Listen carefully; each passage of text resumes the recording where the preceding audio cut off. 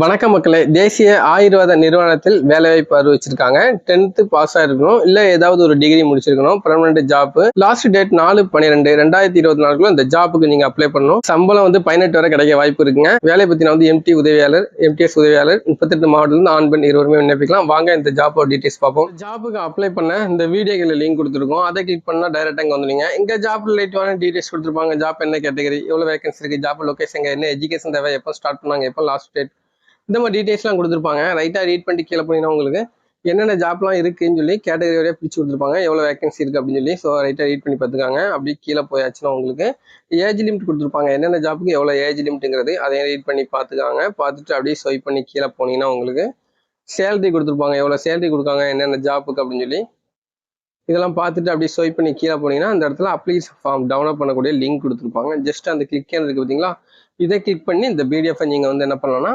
Open பண்ணிக்கலாம். இப்போ இந்த பிடிஎஃப் நம்ம டவுன்லோட் ஆகிட்டு வெயிட் பண்ணுங்க. இந்த பிடிஎஃப் டவுன்லோட் பண்ணியாச்சுன்னா உங்களுக்கு இந்த மாதிரி தாங்க இருக்கும். இதில் மொத்தம் 7 பேஜஸ் இருக்குங்க. அந்த 7 பேஜஸ்லையும் பார்த்தீங்கன்னா வந்து உங்களுக்கு தெளிவாக கொடுத்துருப்பாங்க. இதை ஃபுல்லாக ரீட் பண்ணிடுங்க. இதில் தான் உங்களுக்கு கரெக்டாக டீட்டெயிலாக கொடுத்துருப்பாங்க.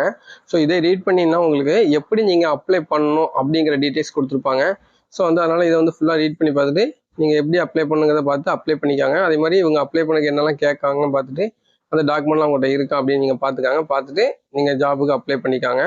ஒருவேளை இந்த பிடிஎஃப் அது உங்களுக்கு டவுன்லோட் பண்ண தெரியல, ஏதாச்சும் டவுட் இருக்குது அப்படின்னா மறக்காமல் கமெண்ட் பண்ணி தெரியப்படுத்துங்க. பிடிஎஃப் மறக்காமல் லைக் பண்ணிட்டு என்ன ஃபாலோ பண்ணிக்காங்க.